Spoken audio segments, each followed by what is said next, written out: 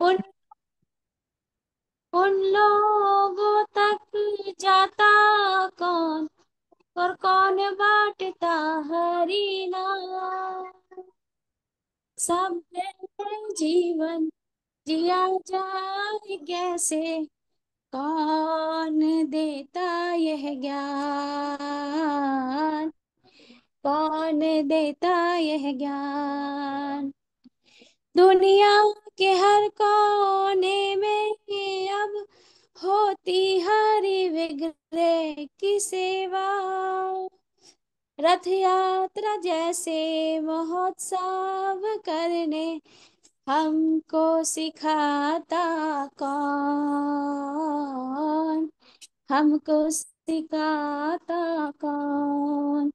यदि प्रभुपाद न होते तो क्या होता, ये जीवन बहता कैसे।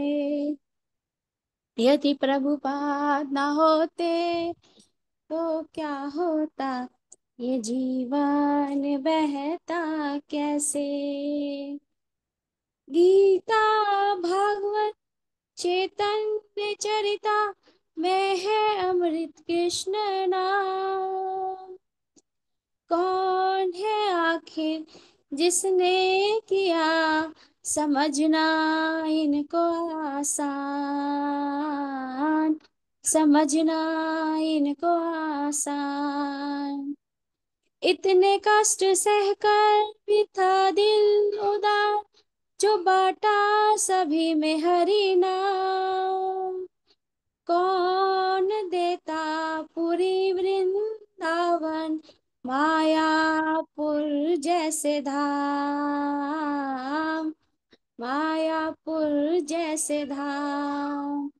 यदि प्रभुपाद न होते तो क्या होता, ये जीवन बहता कैसे। यदि प्रभुपाद न होते तो क्या होता, ये जीवन बहता कैसे। श्री चैतन्य महाप्रभु की शिक्षाएं है दुनिया का धन परम।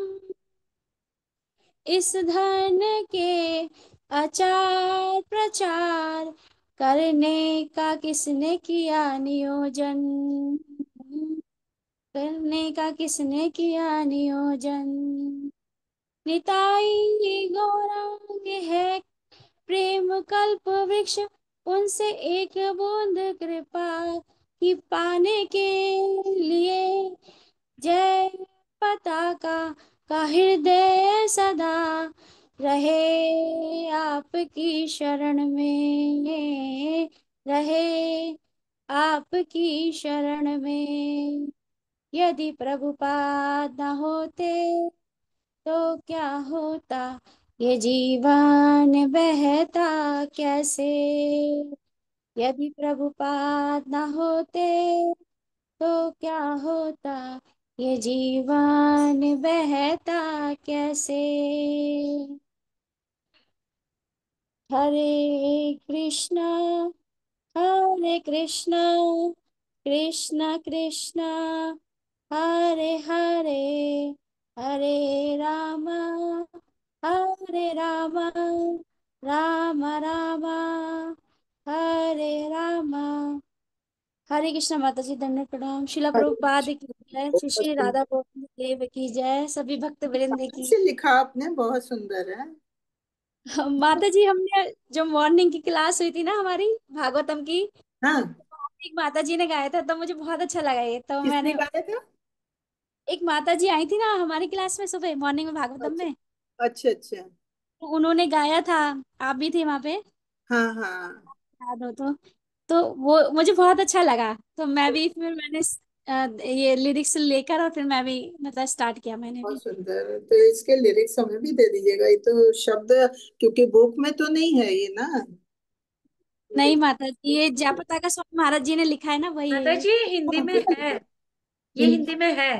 हिंदी में है, हमारी बुक में तो नहीं है ना, ये जय पताका स्वामी ने मैं लिखा आपको है। शेयर कर देती हूँ उसकी हाँ, यूट्यूब शेयर माता कर जी। दीजिएगा, बहुत सुंदर है, बहुत जी, सुंदर।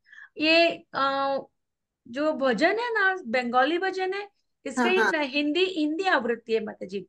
इसके नहीं, वो लिए जो बंगाली है वो गौरा निताय का है। ये जो हम्म। है, इनका प्रपात जी का और जयपताका स्वामी का लिखा हुआ बहुत बढ़िया, बहुत जी ही जी, मैं अभी दे देती हूँ आपको, आपको व्हाट्सएप पे बढ़िया। शेयर कर देती हूँ। हरे कृष्ण। बहुत बहुत धन्यवाद। चलिए, बहुत सुंदर माता जी, हरे कृष्णा। तो समय हो गया, हम मंगलाचरण कर लेते हैं। ओम नमो भगवते वासुदेवाय। ओम नमो भगवते वासुदेवाय। ओम नमो भगवते वासुदेवाय। ओम अज्ञानतिमिरान्धस्य ज्ञानाञ्जन शलाकया चक्षुरुन्मिलितं येन तस्मै श्री गुरवे नमः। श्री चैतन्य मनोभीष्टं स्थापितं येन भूतले स्वरूपा कदा मह्यं ददाति स्वदान्तिकम्। वन्देऽहं श्रीगुरु श्रीयुतपदकमलं श्रीगुरोन् वैष्णव श्रीरूपं साग्जातं सगुणरघुनाथान्वितं तं सजीवम् सादतं सावधूतं परिजनसहितं कृष्ण चैतन्यदेवं श्रीराधा कृष्ण पादान् सगुणललिता शिवशाखान्वितांश्च। हे कृष्ण करुणा सिंधु दीन बंधु जगतपते गोपेश गोपिका कांता राधा कांत नमस्तुते। तप्ति कांचन गौरांगी राधे वृंदावनेश्वरी वृषभानुसुते देवी प्रणमामि हरे। नमो विष्णुपदाय कृष्णपृष्ठाय भूतले श्रीमति भक्ति वेदांत स्वामी इति नामिने। नमस्ते सरस्वती देवी गौरवाणी प्रचारिणे निर्विशेष शून्यवादी पाश्चाते दिशतारिणी। जय श्री कृष्ण चैतन्य प्रभु नित्यानंदा श्री अद्वैत गदाधर शिवासादि गौर भक्त वृंदा। हरे कृष्णा हरे कृष्णा कृष्ण कृष्ण हरे हरे हरे रामा हरे रामा राम राम हरे हरे हरे कृष्णा कृष्ण कृष्ण हरे हरे हरे राम राम राम हरे हरे हरे कृष्णा कृष्ण कृष्ण हरे हरे हरे राम राम राम हरे हरे। हरे कृष्ण सभी को। सभी को सादर प्रणाम। सभी का 3 बजे की क्लास में स्वागत है। तो हम लोग अभी भक्ति रसामृत सिंधु पढ़ रहे थे, तो ये हम शेयर करते हैं पहले, तो फिर देखते हैं।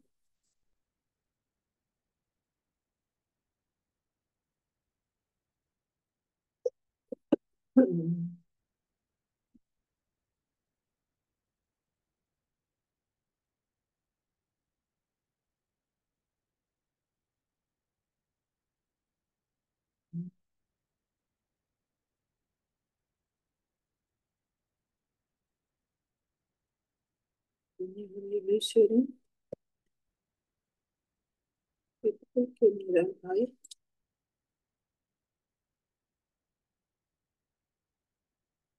शेयरिंग हो रही है। जी माता जी। चलिए, तो आज हमारा 15वां अध्याय है। अभी तक हम शुद्ध भक्ति के बारे में जान रहे थे। शुद्ध भक्ति की प्राथमिक अवस्थाएं क्या होती है, कैसे हम शुद्ध भक्ति में जाते हैं, और क्या उसकी पात्रता होती है, क्या भक्ति की शुद्धता होती है, भक्ति को हम कैसे जान सकते हैं, और भक्ति के क्या क्या सिद्धांत है, क्या प्रमाण है, इसके लिए हमें क्या करना चाहिए, क्या नहीं करना चाहिए, क्या इसके मतलब क्या करने से अपराध वर्जनीय अपराध है, अपराधों के बारे में हमने जाना। और भक्ति में हम किस तरह से आगे बढ़ सकते हैं, भक्ति के भक्ति में बढ़ने के लिए दिव्य सेवा के क्या क्या क्या करना पड़ता है, क्या क्या रूप है, क्या अंग है। और हमने जैसे 64 अंग पढ़े थे, उसमें भी 5 विशेष अंग बताए गए। फिर भक्ति की पात्रता क्या है, वो सब अभी तक हमने जाना। अब हम जानते हैं, शुरू में हमने पढ़ा था भक्ति, साधना भक्ति और रागानुगा भक्ति। तो रागानुगा भक्ति क्या है, आज से हम रागानुगा भक्ति के बारे में जानेंगे। रागानुगा भक्ति के बाद आती है भाव भक्ति, और भाव भक्ति के बाद प्रेमा भक्ति। तो अब रागानुगा भक्ति क्या है, इसके बारे में आज हम जानेंगे। रागानुगा भक्ति क्या है? कृष्ण के लिए वृंदावन वासियों की आसक्ति, कृष्ण के लिए सहज प्रेम की पूर्णता का प्रतीक। ये साधना भक्ति कैसे अलग है? रागानुगा भक्ति सेवा आरंभी के मुख्य मापदंड सहज धार्मिक कृष्ण को प्रसन्न करने का जुनून। तो अभी सबसे पहले ये क्या है? कृष्ण के लिए वृंदावन वासियों की आसक्ति, कृष्ण के लिए सहज प्रेम, इसके बारे में पहले हम जानते हैं। तो रागानुगा भक्ति है क्या? जो वृंदावन के वासी हैं, चाहे गोपियां हैं, चाहे गोप कुमार हैं, ग्वाले हैं जो उनके साथ है, उनका जो आहार व्यवहार आचार व्यवहार है भगवान के साथ, उसी को राग अनुगा कहते हैं। क्यों? क्योंकि वो उनका वो भक्ति के बारे में उन्हें कुछ सीखना नहीं पड़ता है। वो तो मतलब पहले से ही इतने विधि विधानों में कुशल है कि उनको किसी से ये सब जानना नहीं पड़ता है। वो तो भगवान के साथ खेलते हैं। भगवान के साथ खेलना, किसी के साथ तपस्या और योग अभ्यास द्वारा सीखना होता है, लेकिन उन्हें तो पहले से ही सब कुछ आता, वो भगवान के साथ खेलते हैं।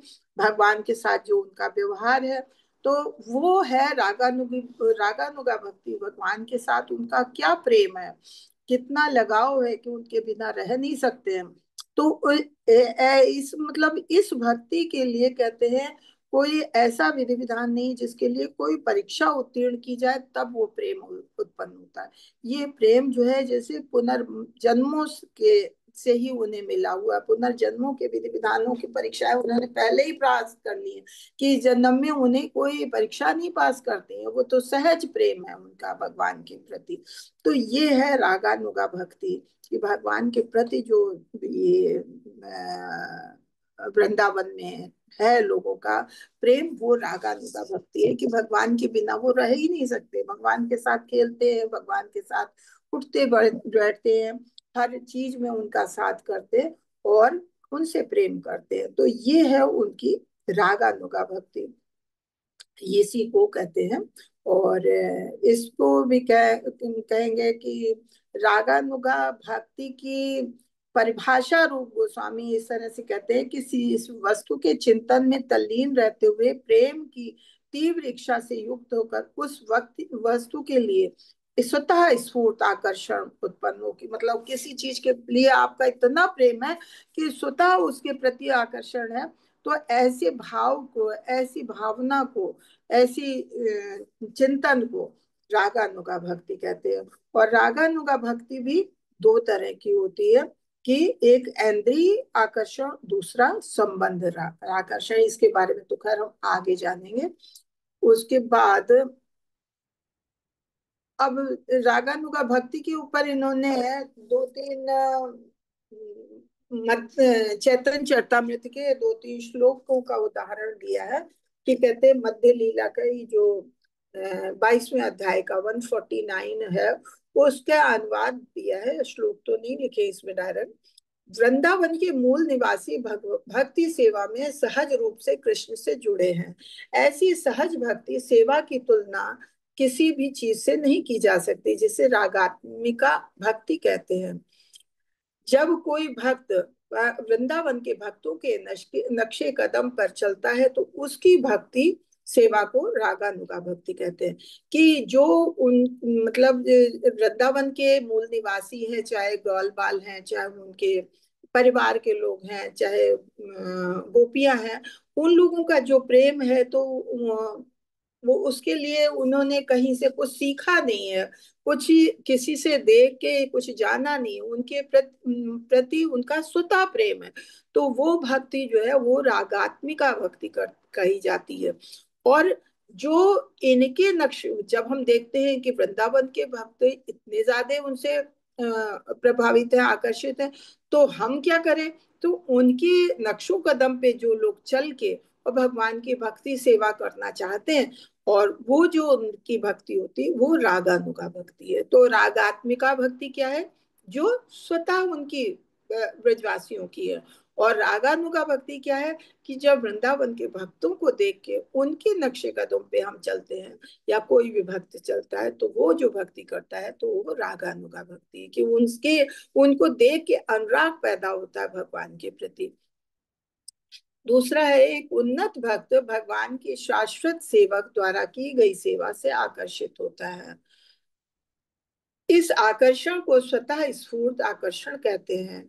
तकनीकी रूप से इसे स्वरूप उपलब्धि कहा जाता है। ये चरण शुरुआत में हासिल नहीं किया जाता है।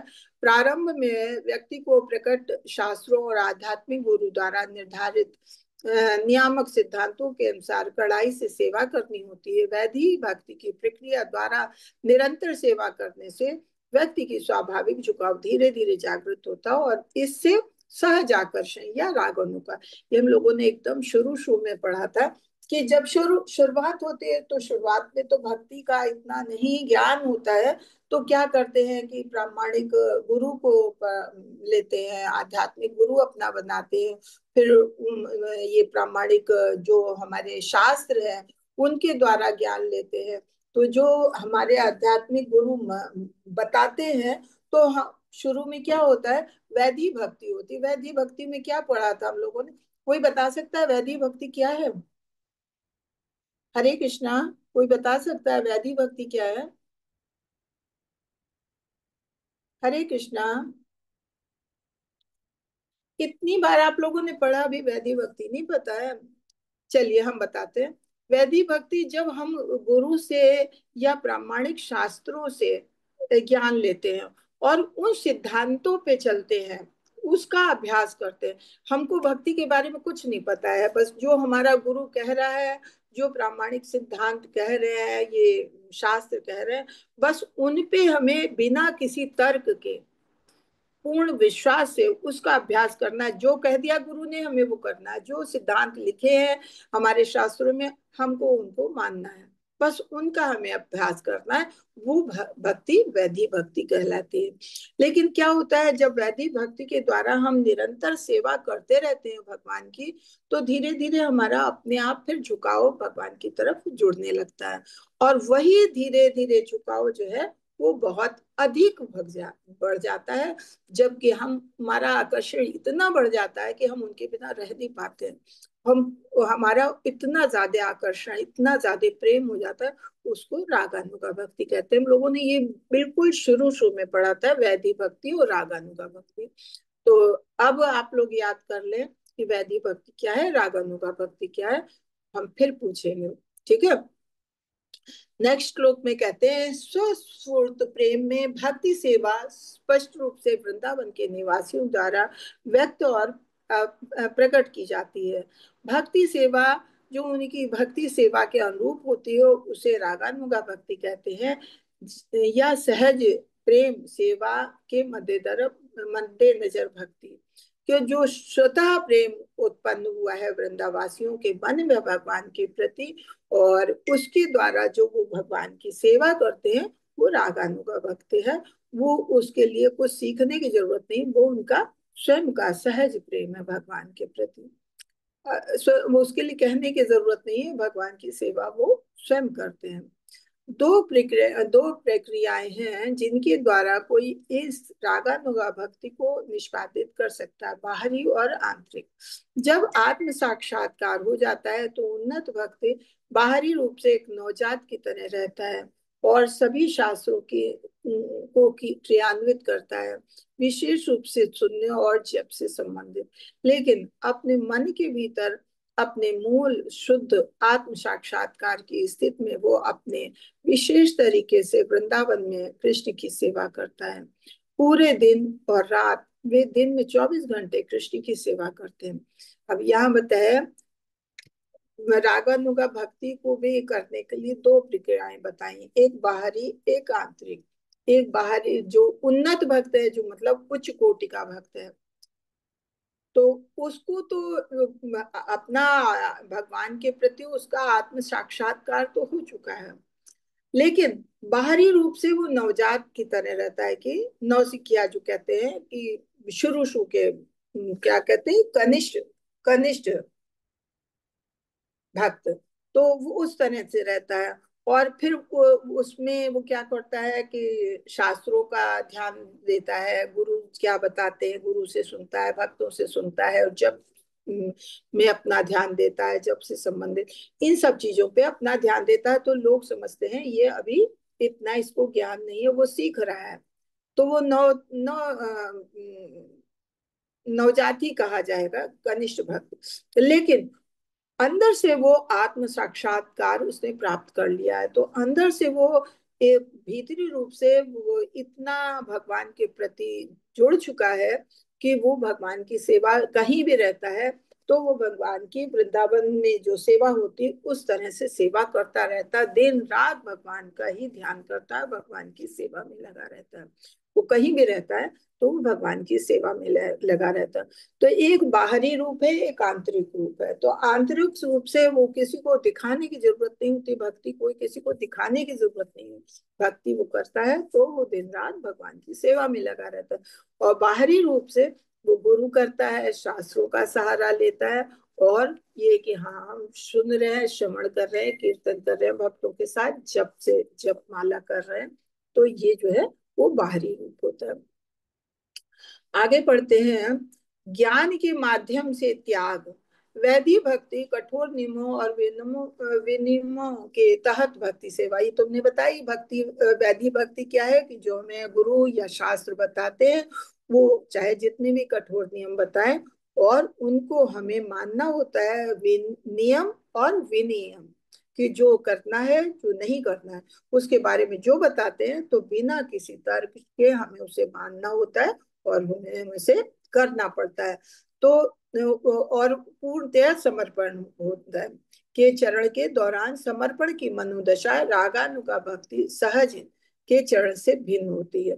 ये एक तो बताया जैसे ग्वाल वालों की और वृंदावन वासियों की, तो वो तो सहज रागानुगा भक्ति है। और एक है कि वैदिक भक्ति के द्वारा अभ्यास करके आगे बढ़ना, तो दोनों भक्ति में फर्क होता है। स्वतः स्फूर्त अवस्था में समर्पण की मनोदशा स्वयं की स्वाभाविक अभिव्यक्ति होती है। जब समर्पण की प्रतिक्रिया प्रक्रिया का क्रमिक रूप से पालन किया जाता है तो व्यक्ति धैर्य पूर्वक भगवान के आदेशों का पालन करता है और धीरे धीरे उत्साही होता है। एक तो है स्वतः अवस्था है कि उन्हें कुछ सीखने की जरूरत ही नहीं, उनके जैसे वृंदावन वासी हैं, ब्रजवासी हैं, उनके मन में तो भगवान के प्रति स्वाभाविक प्रेम है, तो उन्हें सेवा के लिए किसी से सीखने की आवश्यकता नहीं है। लेकिन एक है समर्पण की प्रक्रिया की, जब हम सीखते हैं कि हमें क्या करना है, हम आदेशों का पालन करके धैर्य रखते हैं कि हमें भगवान की सेवा करनी है, हम गुरु से शास्त्रों से सीखते हैं और धीरे धीरे उसकी अभ्यास करके सेवा करते करते उत्साही होते हैं। और ऐसा भक्त सुनने जप करने स्मरण करने के नियमों का पालन करता है, तो उसे आगे बढ़ना है तो भक्तों की सुनता भी है, जब भी करता है भगवान का स्मरण भी करता है, जैसे गुरु बताते हैं उसी हिसाब से करते हैं। और जो पूर्ववर्ती आचार्य होते हैं पिछले सन, उनका अनुकरण करता है कि वो लोग कैसे भगवान की भक्ति करते हैं, उनका अनुकरण करता है। भक्तों की संगत में वो भक्ति सेवा प्रदान करने में अधिक से अधिक कुशल हो जाता है। जब भक्तों के साथ रहता है और भक्तों का अनुसरण करता है, अनुकरण करता है, तो फिर वो धीरे धीरे धीरे धीरे अभ्यास करते करते वो भी कुशल हो जाता है। धीरे धीरे उसकी सेवा आसान हो जाती है। पहले उसे ये सब चीजें मुश्किल लगती हैं, लेकिन जब धीरे धीरे भक्तों के साथ रहता है और आचार्यों का पालन करता है, तो फिर वो भी वो सेवा फिर उसको, क्योंकि रोज ही अब करता है, तो फिर वो उसके लिए आसान हो जाता है। इस प्रकार भक्ति कार्यों में उत्साह और धैर्य विकसित करने से ही भगवान की निरंतर स्मरण बना रहता है। पहले तो शुरू में उत्साह था, फिर अभ्यास किया, धैर्य रखा, इस तरह से भगवान की सेवा में लगे रहे, तो भगवान का निरंतर स्मरण बना रहता है। ये ज्ञान के माध्यम से बताया। अब ये बता रहे हैं श्रीमद् भागवतम के 1.2.33 के हिसाब से बता रहे हैं। क्या कहते हैं कि 12 नवंबर 72 की बात, जितना अधिक ये शायद प्रभुपाद जी का है, जितना अधिक आप भक्ति सेवा में लगे रहेंगे, उतना ही अधिक आपकी इंद्रियां शुद्ध एवं खुली होंगी। और जब ये पूरी तरह खुला है बिना किसी पद के, तब तुम कृष्ण की सेवा करने में सक्षम हो। ये शिक्षुता है। वैधि भक्ति वो वैधि भक्ति वो शिक्षुता है। असली भक्ति पराभक्ति वो है रागानुगा भक्ति। ये रागानुगा भक्ति हमें वैधि भक्ति को पार करके आना है। जब वैधि भक्ति का अभ्यास करते तब हम रागानुगा भक्ति में पढ़ते हैं। ये पराभक्ति है, ये असली भक्ति है। पराभक्ति क्या है? आध्यात्मिक शक्ति। तो आध्यात्मिक भक्ति है। तो जब वैधि भक्ति का हम पूरी तरह से अभ्यास करते हैं, तब ये आती है पराभक्ति, रागानुगा भक्ति। भौतिक दुनिया में अगर हम भक्ति सेवा में आगे और आगे बढ़ने की कोशिश नहीं करते, अगर हम केवल शास्त्रीय नियमन प्रक्रिया से चिपके रहते हैं और उससे आगे जाने की कोशिश नहीं करते, तो शास्त्रीय प्रक्रिया का विनियमन ये आवश्यक है। बिना शास्त्रीय प्रक्रिया के आप उस प्लेटफॉर्म तक नहीं जा सकते। कि खाली ऐसा नहीं, खाली हमें शास्त्रों को पढ़ते रहना है और भगवान की भक्ति में आगे नहीं बढ़ना। अगर भगवान की भक्ति में बढ़ना है तो भगवान की सेवा भी करनी, जैसा हमें बताया जाता है। ये तो जरूरी है, शास्त्रीय प्रक्रिया विनियमन ये जरूरी है। इसको तो पढ़ना ही पढ़ना है। इसको तो जैसा हमारे गुरु बताएंगे उसको सीखना ही सीखना है। साथ ही साथ जो हमको सेवा करने के लिए बताया जाता है, उसकी भी हमें अभ्यास करना होता है, तब हम भक्ति में आगे बढ़ पाते हैं। अब दूसरा पॉइंट उन्होंने लिया था, ये साधना भक्ति कैसे अलग है रागानुगा भक्ति से। तो अभी हमने पहले पढ़ा साधना भक्ति क्या है। साधना भक्ति से साधना भक्ति में दो थे, वैधि भक्ति और रागानुगा भक्ति। वो हमने बताया कि वैधि भक्ति जो है शास्त्रों और गुरु से सीखते हैं, उसका जब हम अनुकरण करते हैं और अभ्यास करते हैं, तब रागानुगा भक्ति आती है। ये आया। और उसके बाद है आरएमबी के मुख्य मापदंड, ये तो नहीं समझ में आया। सहज और धार्मिक, कृष्ण को प्रसन्न करने का जुनून। ये तो भगवान की भक्ति करने का जिसमें जुनून है, भगवान को प्रसन्न करने के लिए। तो और उसके बाद चौथा इन्होंने दिया था साक्षी। अच्छा, जुनून क्या है?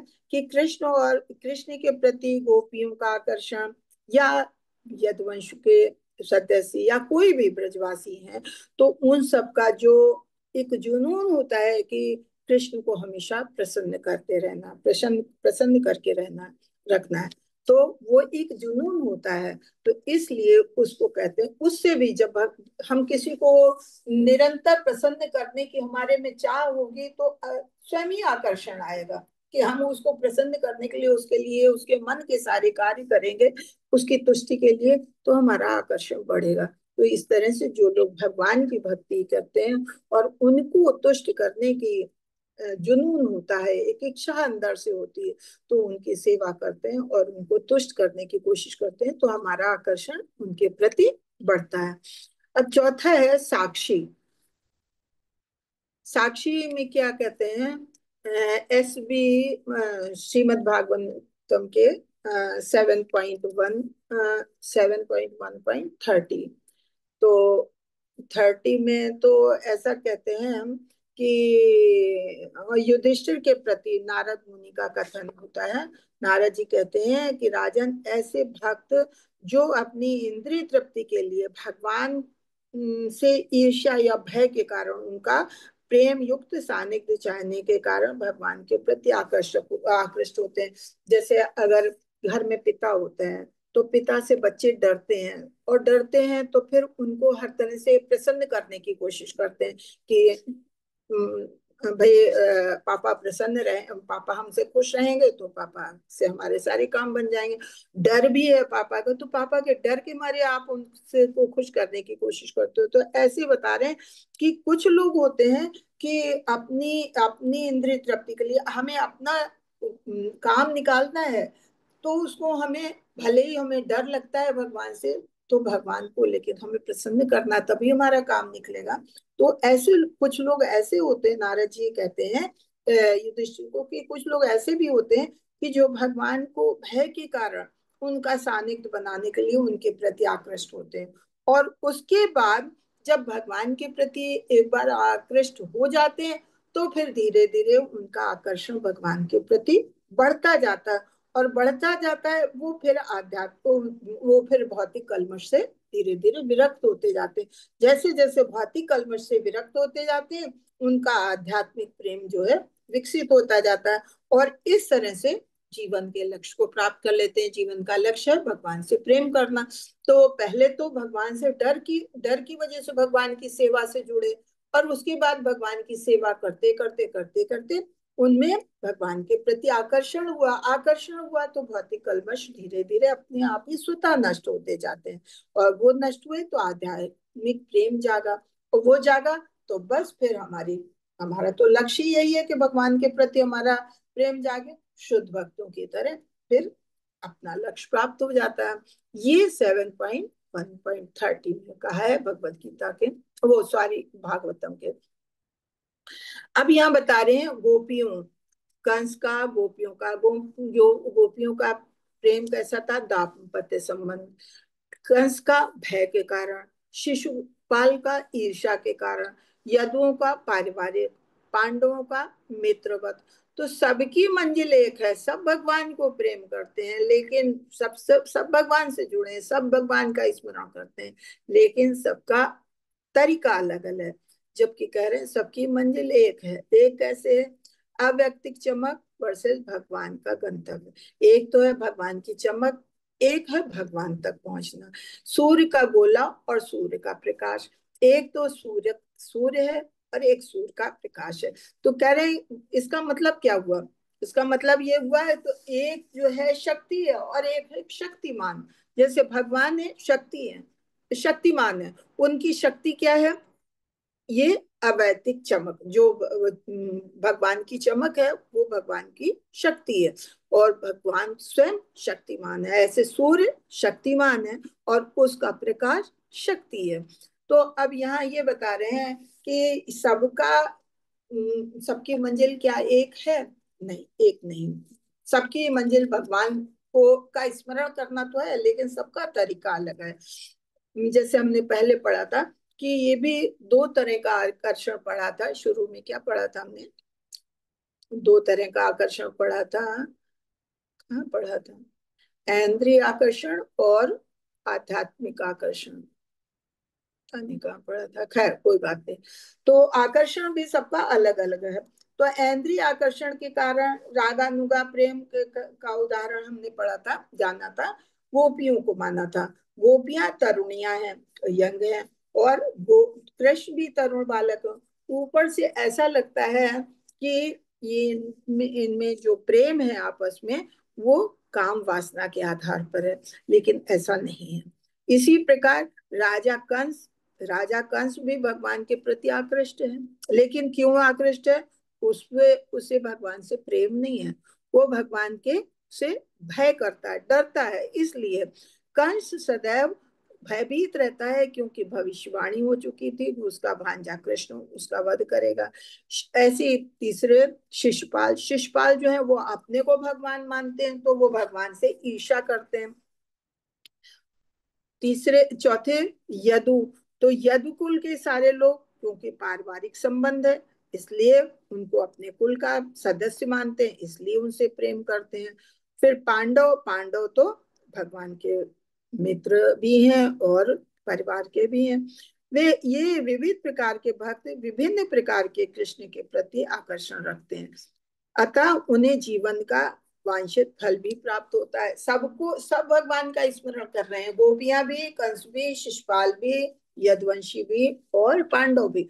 तो सबको जब भगवान का स्मरण करते हैं तो सबको उनका फल भी प्राप्त होगा।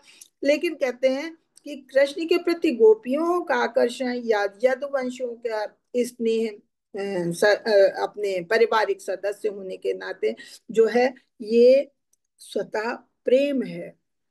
तो इसको रागानुगा, इनको रागानुगा में ले सकते हैं, यदुवंशियों को या गोपियों को, किंतु कृष्ण को नहीं ले सकते हैं। क्यों? कृष्ण स्मरण करता है भगवान का तो किस लिए? भय की वजह से, उसे डर है भगवान से कि वो हमें मार डालेंगे।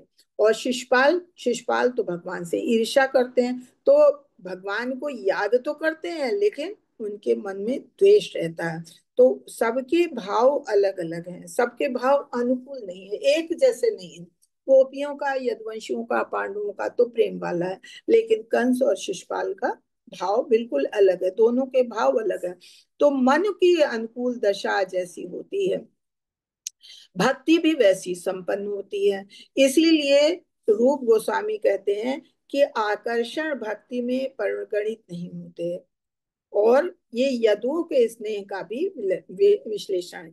यदि ये स्नेह मैत्री के स्तर पर देखा जाए तो ये रागानुगा कहा जा सकता है, किंतु वैधानिक स्तर पर हो तो ये भगवान के प्रेम नहीं उस तरह का है। जब स्नेह रागानुगा भक्ति के पद पर हुआ प्राप्त होता है तो वो शुद्ध भक्ति में गिना जाता है। लेकिन अगर किसी कारण से गिना जा होता है तो फिर वो शुद्ध भक्ति में नहीं आता है। जैसे गोपियों का है या यदुवंशियों का है या पांडवों का है, वो उनके परिवार के हैं, उनसे अपना जो उनका शुरू का प्रेम है या ग्वाल बाल है, तो उनका प्रेम जो है वो वास्तविक प्रेम है, स्वतः प्रेम है। तो इसलिए वो रागानुगा भक्ति में गिना जाता है। और ये अगर समझें कि गोपियां और कंस दोनों को एक ही लक्ष्य प्राप्त हुआ, जबकि कंस और शिशुपाल के मनोभाव जो है गोपियों के श्रद्धा से अलग है।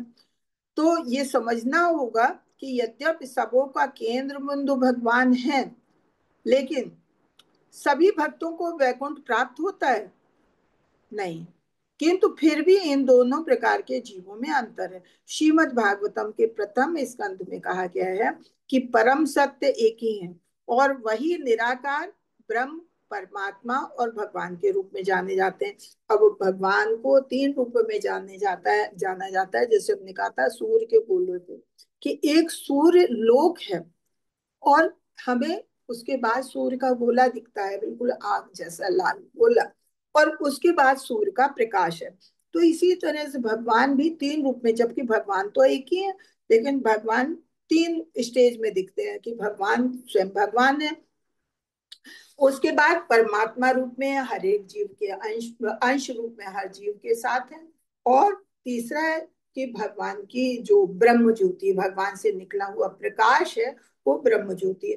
तो कौन किसको कितना मानता है, ये समझने की बात है। यही एक आध्यात्मिक अंतर है। यद्यपि ब्रह्म, परमात्मा और भगवान सब कुछ है, एक ही परम सत्य भगवान ही है, लेकिन भगवान की वो लोगों के देखने की दृष्टि अलग अलग है कि कोई खाली ब्रह्म ज्योति को जानता है, जैसे मेरे विशेषवादी है, मायावादी है भगवान को परमात्मा रूप में जानते हैं, भगवान के अंश रूप में, हाँ सब जगह भगवान अंश रूप में है, लेकिन भगवान के रूप में भगवान के शुद्ध भक्ति जानते हैं। तो कंस और शिशुपाल जैसे भक्त केवल ब्रह्म तेज तक ही पहुंच सकते हैं। मतलब कहें कि अगर सबकी कहा एक ही मंजिल है, सबकी एक ही मंजिल है, नहीं, एक मंजिल नहीं है।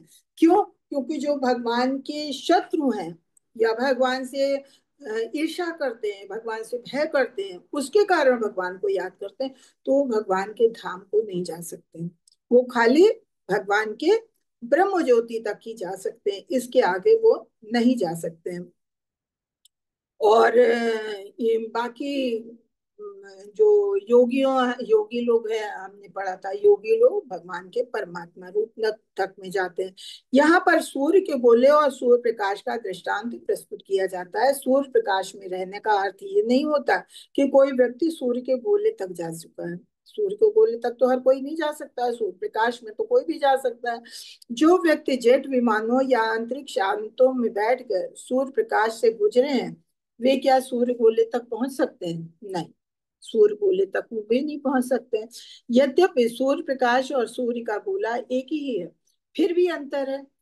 कैसे अंतर है? जैसे हमने बताया कि एक शक्ति है, एक शक्तिमान है, एक ऊर्जा प्रदान करने वाला, एक ऊर्जा का स्रोत है। जैसे सूर्य का गोला ऊर्जा का स्रोत है और सूर्य का प्रकाश ये ऊर्जा प्रदान करने वाला। इसी तरह से भगवान भी, भगवान का रूप, भगवान तो भगवान है और वो परम सत्य है, और उनका एक शारीरिक तेज है जिसको हम कहते हैं कि ब्रह्म ज्योति।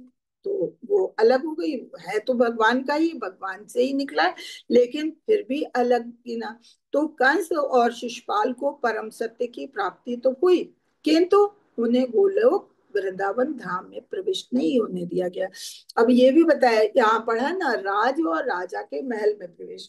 एक चीज है कि आप किसी राज्य में तो चले गए, लेकिन राजा के महल में जाने की हर एक की वो नहीं है। अब दिल्ली कोई भी चला जाएगा, दिल्ली तो कोई भी जा सकता है, लेकिन दिल्ली में कहे कि पीएम के बंगले पे कोई चला जाए, हर कोई नहीं जा सकता, हर एक के लिए अनुमत नहीं है। ऐसी शिशुपाल और कंस जो है, उनको ब्रह्म ज्योति तक, ब्रह्म ज्योति भी भगवान की ही है, भगवान का ही प्रकाश है, भगवान का ही एरिया है, लेकिन वहां तक तो पहुंच गए। लेकिन क्या भगवान के महल में, गोलोक वृंदावन में या बैकुंठ धाम में, वहां पहुंचने की उनको अनुमति नहीं होती है। ऐसे कह रहे हैं रूप गोस्वामी, निर्विशेषवादियों और सगुणवादियों को भी पृथक पृथक बताते हैं कि सामान्यतः लोग जो निर्विशेषवादी हैं और भगवान के प्रति शत्रु भाव रखते हैं, निर्विशेषवादियों को भी चैतन्य महाप्रभु ने भी शत्रु के रूप में जाना है, कि जो निर्विशेषवादी है उनको शत्रु रूप में जाना है। निर्विशेषवादी विचारक एक प्रकार के भगवान के शत्रु हैं। क्यों? क्योंकि भगवान के कट्टर शत्रुओं और निर्विशेषवादियों दोनों को ही ब्रह्म ज्योति तक ही प्रविष्ट होने दिया जाता है। कट्टर शत्रु कौन हुए? शिशुपाल और कंस। तो इन लोगों को भी ब्रह्म ज्योति तक ही जाने को मिलता है, जो भगवान के शत्रु हैं या निर्विशेषवादी। निर्विशेषवादी क्यों शत्रु गिने जाते हैं? क्यों? क्योंकि भगवान के अद्वितीय ऐश्वर्य को वो कभी नहीं देख सकते, वो कभी मानने को ही नहीं तैयार होते, और वो भगवान के समकक्ष समकक्ष भगवान के समकक्ष अपने बराबर मानते हैं। जैसे शिशुपाल है, शिशुपाल तो भगवान को कुछ समझता ही नहीं, वो तो अपने को भगवान कहता था। तो ऐसे लोग जो है खाली ब्रह्म ज्योति तक ही जा सकते हैं अपने द्वेष भाव के कारण। चैतन्य महाप्रभु ने निर्विशेषवादियों को ईश्वर का अपराधी घोषित किया है, किंतु भगवान इतने दयालु हैं कि फिर भी वे अपने शत्रुओं को भी आध्यात्मिक जगत में आने की अनुमति प्रदान कर देते हैं, क्योंकि ब्रह्म ज्योति जो है भगवान के शरीर से निकला हुआ प्रकाश है, तो वो उन्हीं का क्षेत्र है। तो भगवान अपने जगत में, आध्यात्मिक जगत में आने देते हैं, लेकिन अपने महल में नहीं आने देते हैं, वैकुंठ में या वो लोग वृंदावन धाम में नहीं जाने देते हैं। कभी कभी निर्विशेषवादी अपने को क्रमशः भगवान के सविशेष भाव तक ऊपर उठा सकता है, कि इसकी पुष्टि भगवत गीता में हुई। हाँ, कोई कोई जो निर्विशेषवादी है वो धीरे धीरे भगवान भक्ति करके भगवान तक पहुंच भी जाते हैं, चाहे ज्ञान के बल पे, चाहे कुछ भी। जैसे निर्विशेषवादी आपके सुखदेव गोस्वामी निर्विशेषवादी थे, लेकिन जब उन्होंने अपने पिता व्यासदेव से भागवत सुनी, तो वो ज्ञान के आधार पे भगवान के अनन्य भक्तों में आ गए। ऐसे चार कुमार थे, वो भी निर्विशेषवादी थे, वो भी भगवान को नहीं मानते थे, लेकिन जब भगवान के सामने थे, भगवान उनके सामने आ गए, तो उनके चरणों से वो उनकी जो फूलों की माला और तुलसी की माला थी, उसकी सुगंध उनको मिली, तो भगवान की भक्ति में आ गए। तो ये ऐसे कह रहे हैं कि ऐसा नहीं है, कोई कोई निर्विशेषवादी भी भगवान के अपने किसी भी तरह से ऊपर उठ सकते हैं, भगवान की भक्ति तक आ सकते हैं। तो वो फिर वो भगवान, अगर ऐसा होता है तो भगवान की पूरी तरह से शरण ग्रहण कर लेते हैं। जैसे निर्विशेषवादियों के, मायावादियों के गुरु थे शंकराचार्य जी। हालांकि उनके भक्त नहीं भगवान को मानते थे, लेकिन शंकराचार्य जी ने भगवान को मान लिया कि हाँ, कृष्ण भगवान है, और उनकी शरण उन्होंने ग्रहण की। तो ये चीज है कि ये इसीलिए बताया है कि कोई कोई निर्विशेषवादी भी भगवान की भक्ति में आ जाते हैं ज्ञान के आधार पे। ऐसी शरणागत से निर्विशेषवादी वैकुंठ लोक को भी जा सकता है, और जहाँ शरणागत जीव के तौर पर उसे भगवान के जैसा स्वरूप भी प्राप्त होता है। ये वैकुंठ धाम क्या है, वैकुंठ धाम में तो जो जाता है तो उसे भगवान जैसा ही रूप मिल जाता है, चतुर्भुजी होता है, वैसे ही सुंदर, वैसे ही यज्ञ, और वैसे ही उसका श्रृंगार पूरा सब कुछ। तो जो वैकुंठ धाम पहुंच जाता है तो भगवान का रूप धारण कर ले, भगवान के जैसा रूप प्राप्त कर लेता है। आगे तो बढ़ाई में रागानुगा भक्ति के प्रकार। जैसे हमने कहा था, रागानुगा भक्ति भी दो तरह की होती है। काम रूप, यानी कि जिससे जो दाम्पत्य संबंध में होती है, और दूसरी है संबंध रूपी, कि जैसे एक तो खाली दाम्पत्य संबंध वाला, एक और कोई संबंध हो सकता है, जैसे वृष्टि है या नंद बाबा हैं, यशोदा है, तो उनके अपने भाव हैं, तो वो अलग ढंग से भगवान से जुड़ते हैं, लेकिन संबंध है उनका। तो कामुक आकर्षण दाम्पत्य संबंध, दाम्पत्य संबंध से तुलना क्यों? प्रामाणिक गोपियां कृष्ण के सर्वोच्च रूप को प्यार करती थी। दाम्पत्य संबंध के रूप में इंद्रिय तृप्ति करना, हम अपनी दाम्पत्य संबंध को कैसे देखते हैं? गोपियां कृष्ण की इंद्रिय को तुष्ट करने में प्रसन्न रहते थे। हाँ, दाम्पत्य जीवन में क्या कि जो यंगेज की गोपियां थी, भगवान भी यंगेज में थे, तो दोनों में आपस में प्रेम था। तो और गोपियों के प्रेम को तो सर्वोच्च प्रेम कहा ही गया है, कि भगवान से उनका अत्यधिक प्रेम था। हमारी दाम्पत्य संबंध से क्या अंतर है हमारे और उनके?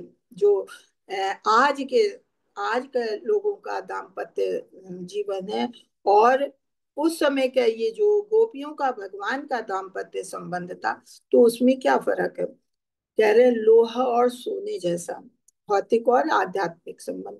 हमारा भौतिक है तो उनका आध्यात्मिक है, हमारा लोहा है तो उनका सोना है। क्यों? क्योंकि उन, जैसे कहा है कि दाम्पत्य संबंध में के रूप में इंद्रिय तृप्ति करना, एक है कि अपनी इंद्रिय तृप्ति करना। हम अपने जीवन में, दाम्पत्य जीवन में हम अपनी इंद्रिय तृप्ति के लिए, लेकिन गोपियां अपनी तुष्टि के लिए नहीं, बल्कि भगवान की तुष्टि के लिए कार्य करती थी। जो कुछ भी भगवान प्रसन्न होना चाहिए, भगवान जिस चीज में प्रसन्न हो वो उसके लिए अपना सब कुछ देने को तैयार थी। तो इसलिए उनका प्रेम और हमारे ये आज का भौतिक प्रेम में बहुत फर्क है, और इसीलिए इसको लोहा और सोना कहा गया। भौतिक और आध्यात्मिक प्रेम में लोहे और सोने जैसी वो है। सबूत है कि गोपियों का प्यार दाम्पत्य संबंध नहीं है। महान भक्त थे, जैसे कि प्रेरणा में अंतर आता है, सिर्फ कृष्ण को चिंतन, केवल कृष्ण का। हाँ, गोपियों का प्यार जो है वो दाम्पत्य संबंध नहीं था, ऐसा पढ़ने में आता है।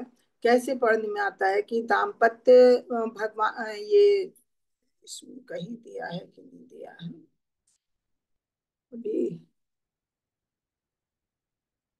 दिया ही नहीं हो।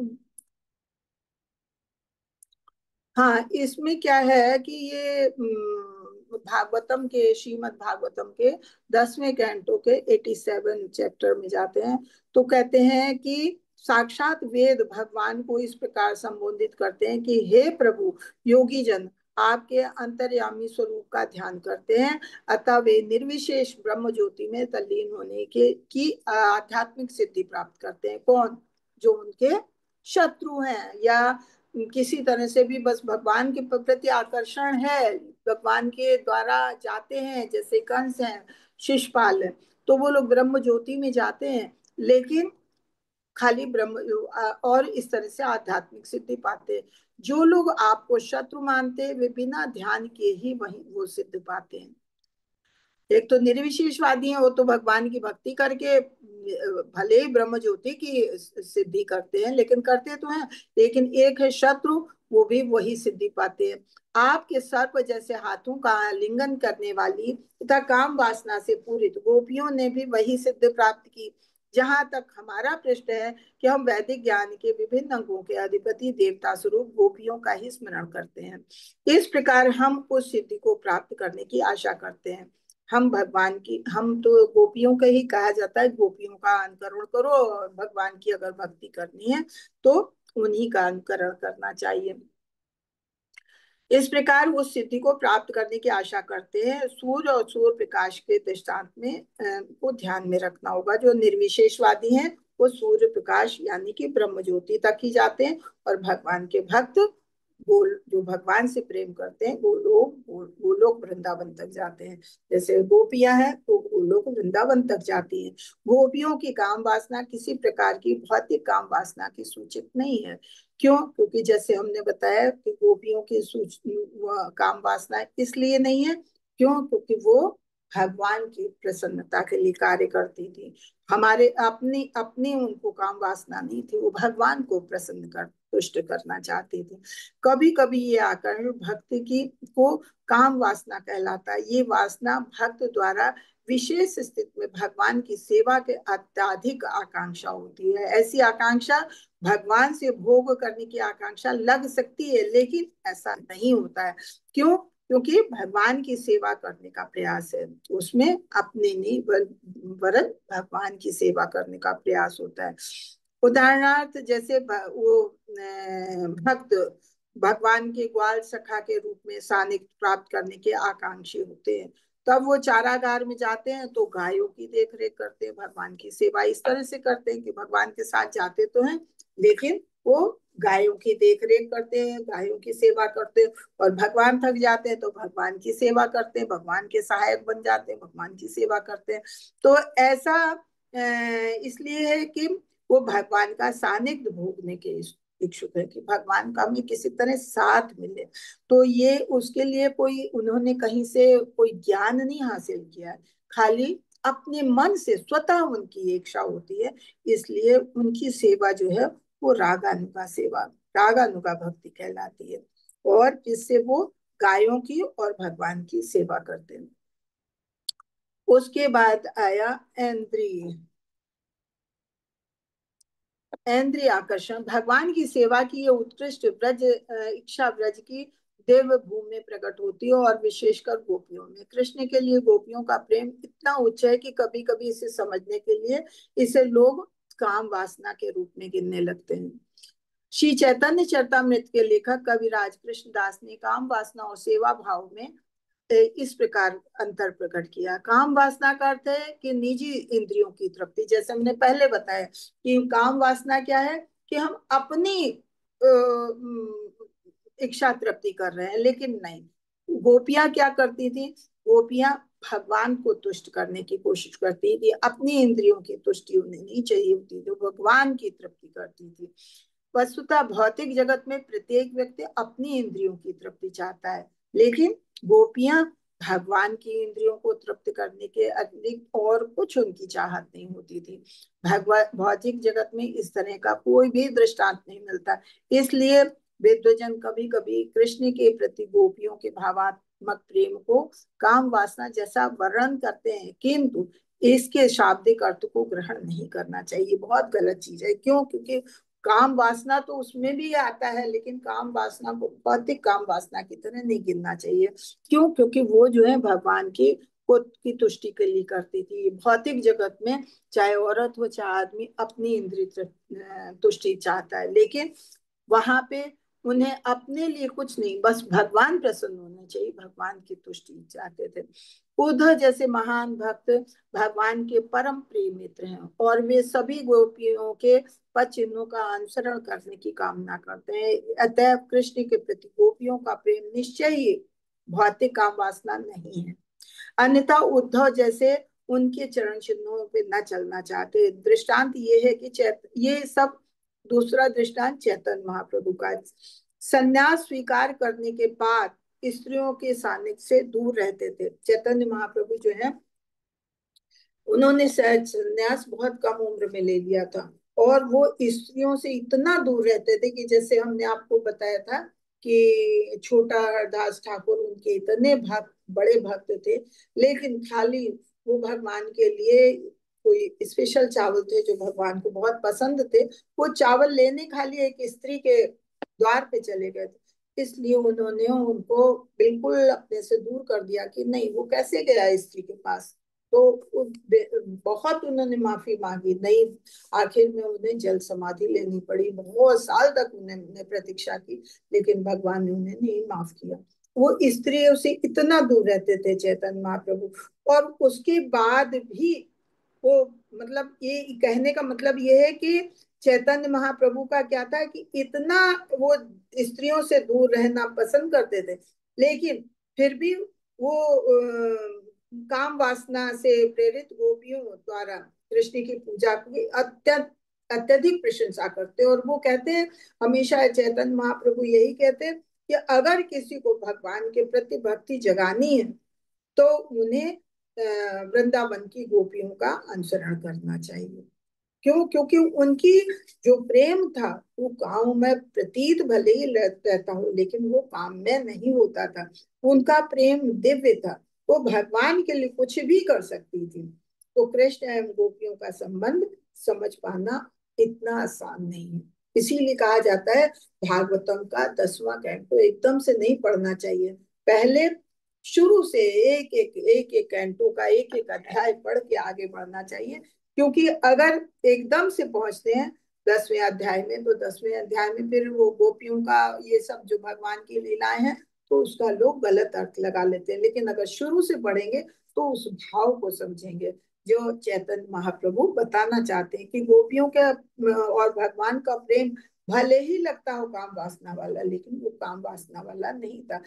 काम वासना वाला क्यों प्रतीत होता था? क्योंकि भगवान भी तरुण थे और गोपियां भी तरुण थी, इसलिए ऐसा लगता है। लेकिन ये कोई काम व्यापार नहीं था।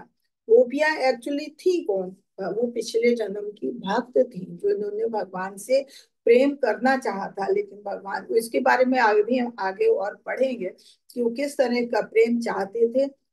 भगवान के भक्त थे, ऋषि मुनि थे, तो और भगवान से प्रेम करना चाहते थे, लेकिन भगवान उस समय इस स्टेज में नहीं थे। ये चीज हम बाद में अभी बताएंगे। तो इस वजह से अब इस जन्म में जब वो कृष्ण के पास आई, तो कृष्ण के रूप में उन्होंने उनको प्रेम किया और भगवान से उन्होंने अपना संबंध जोड़ा। लेकिन संबंध ऐसा था, ऐसा प्रेम व्यवहार था कि वो खाली अपनी तुष्टि के लिए नहीं, बल्कि भगवान की तुष्टि के लिए। इसी का एक विपरीत वो है उदाहरण कि कुब्जा की काम वासना, वो प्राय काम वासना कहकर वर्णन करते हैं। कुब्जा कुबड़ी थी। कुब्जा भी पिछले जन्म की भगवान की भक्ति है। कौन थी कुब्जा? कोई बता सकता है कुब्जा कौन थी पिछले जन्म में? पिछले जन्म में कुब्जा जो थी वो पंखा थी माता जी। सूप न खाती। हाँ, सूप न खाती। तो सूप न खाती, वो भगवान से बहुत प्रेम करती थी, बहुत सुंदर थी, लेकिन वो आई थी दूसरे रूप में, बहुत सुंदर थी, वो भगवान से प्रेम करती थी। लेकिन उस, उन्होंने भक्ति को चाहा, भगवान को चाहा, भक्ति को नहीं चाहा, मतलब हाँ, फिर माता भगवान जी। को चाहा, भक्ति को नहीं चाहा। लेकिन हम बता रहे हैं, तो उस जन्म में तो भगवान राम की तो मैं खाली एक ही पत्नी रख सकते थे, तो उन्होंने ये किसी को भी नहीं अपनाया। जो महान ऋषि जो गोपियां बन के आए उनको भी नहीं अपनाया कि हाँ अगली बार मिलेंगे। तो अगली बार जब वो कृष्ण बन के आए तो फिर उनकी वो सारे ऋषि मुनि बन के आए गोपियां। लेकिन ये कुब्जा जो है, ये जो सूर्पनखा है, ये कुब्जा बन के आई। तो जब भगवान यहाँ पे आए हैं कृष्ण को मारने के लिए, तो फिर वो ऊर्जा उन्हें मिली है। और वो उनको फूल देती है, शायद फूल ही बात बेच रही थी कि इत्र बांट रही थी, इत्र बांट रही थी, मेरे को ध्यान नहीं आ रहा है। तो भगवान ने उससे मांगा, उसने कुछ। माता जी हरे कृष्णा, राधा कंस, राजा कंस के दरबार में वो हाँ, तिलक लगाती थी। अच्छा, उपटन, हाँ, तिलक और उपटन बनाती थी। तो भगवान ने मांगा तो उसने भगवान को तिलक तिलक सब कुछ लगाया।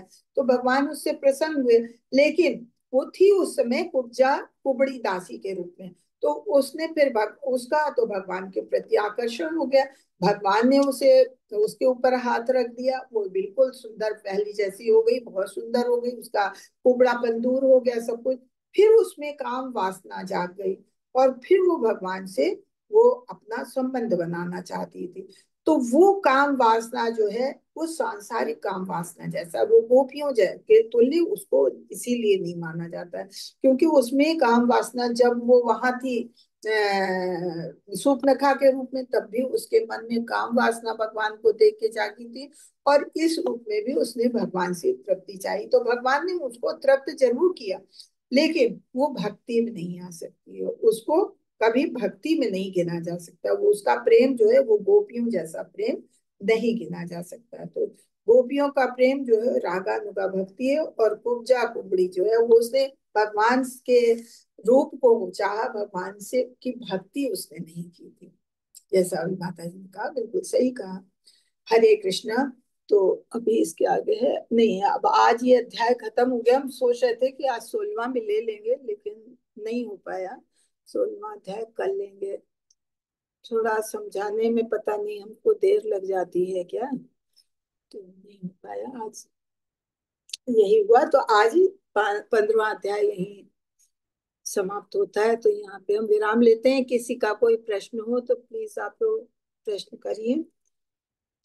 हरे कृष्णा। हरे हरे, कृष्णा माता जी। किसी का कोई प्रश्न? हरे कृष्णा माता जी, सादर प्रणाम। माता जी, ये जो कंस के बारे में बताया है कि आपने, कि उनको फिर ब्रह्म ज्योति तक ही मिलेगा, आगे नहीं मिलेगा। तो वो तो भगवान के इसमें ही रहते हैं ना, मतलब द्वारपाल है ना भगवान के पहले के।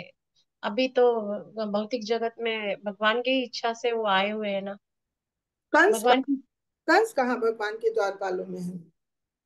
कंस तो नहीं है भगवान के द्वारपाल। शिशुपाल, कंस नहीं, सारे सारों का दिए है ना, शिशुपाल, कंस, ये सारे भगवान के मतलब इसमें ब्रह्म ज्योति तक ही जा पाते हैं, हाँ, आगे ब्रह्म भगवान। ज्योति तक ही जा पाते हैं। तो बिल्कुल ऐसा है जैसे भगवान के राज्य में पहुंच गए, लेकिन भगवान के महल में नहीं जा सकते हैं। जी, कंस उनको नहीं आते माता जी। भगवान भगवान के हाथों अगर जो मारा गया तो उसे मुक्ति तो मिल ही गई। तो कहते जी हैं कि जो भगवान के भक्त हैं वो भी, उनको भी मुक्ति मिली, और गोपियों को भी मुक्ति मिली, और कंस और शिशुपाल को भी मुक्ति मिली। तो फिर गोपियों और भगवान इनमें क्या अंतर रहा? अंतर यही है कि ये द्वेषवश थे, ये भयवश थे, भगवान से युद्ध करते थे, भगवान के शत्रु के रूप में थे। तो और लेकिन भगवान के हाथों जो मारा जाएगा तो पवित्र हो जाएगा, तो वो मुक्ति तो उसे मिलेगी। लेकिन मुक्ति मिली तो क्या, कि भगवान के धाम तक, भगवान के राज्य में प्रवेश कर गए। लेकिन तो ब्रह्म ज्योति उन्हीं का एरिया है, भगवान का, भगवान की तो ज्योति है। तो वहां तक तो पहुंच गए, लेकिन भगवान के महल में, भगवान के धाम में पहुंचने का उन्हें अवसर नहीं मिल सकता। जी माता। हरे कृष्णा। किसी का और प्रश्न? हरे कृष्णा। धन्यवाद, धन्यवाद माता जी। धन्यवाद। आज नवदीप प्रभु जी नहीं बोल रहे कुछ भी।